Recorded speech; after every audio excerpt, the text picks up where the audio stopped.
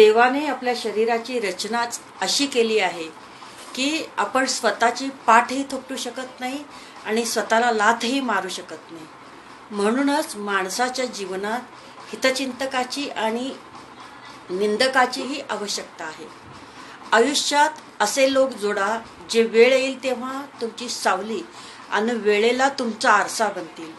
कारण आरसा कधी खोटे बोलत नाही आणि सावली कधी साथ सोडत नाही. पूजा करायच्या आधी विश्वास ठेवायला शिका.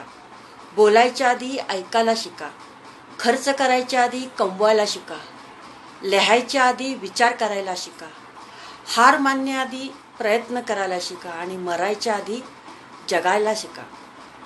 जीवनात एवढाही चुका करू नका की पेन्सिलीच्या अगोदर रबर संपून जाईल आणि रबराला एवढाही वापरू नका की जीवनाच्या अगोदर कागद फाटून जाईल. जीवन जगताना संगत ही खूप महत्त्वाची आहे. आपलं वय व पैसा यांच्यावर कधीच गर्व करू नका. कारण ज्या गोष्टी मोजल्या जातात त्या नक्कीच संपत असतात. मृत्यूनंतरचं हे कटू सत्य आहे. पत्नी ही दरवाजापर्यंत असते, समाज हा स्मशानापर्यंत असतो आणि पुत्र अग्निदानापर्यंत. फक्त आणि फक्त कर्म मोक्षापर्यंत असते.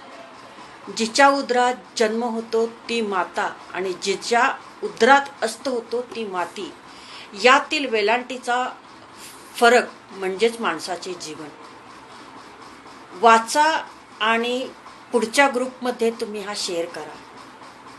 जन्म दुसऱ्याने दिला, नाव दुसऱ्याने ठेवलं, शिक्षण दुसऱ्याने दिलं, रोजगार दुसऱ्याने दिला, इज्जत दुसऱ्याने दिली, पहिली आणि शेवटची अंघोळ सुद्धा दुसरेच घालणार. मरणानंतर संपत्ती दुसरेच वाटून घेणार आणि स्मशानभूमीत दुसरेच घेऊन जाणार. तरी देखील संपूर्ण आयुष्यभर माणसाला कोणत्या गोष्टीचा गर्व असतो हे सांगणे मात्र कठीणच आहे. दुःख इतकं नशिबान आहे की ज्याला प्राप्त करून लोक आपल्या माणसांना आठवतात. धन इतकं दुर्दैवी आहे की ज्याला मिळवून लोक नेहमी आपल्या माणसांना विसरतात. किती विचित्र आहे ना.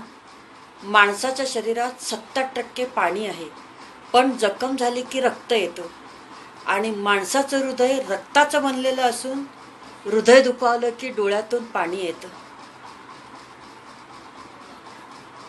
खूप चांगला मेसेज आहे. मला जसा आनंद मिळाला तसाच तुम्हाला पण मिळून राहू दे. धन्यवाद.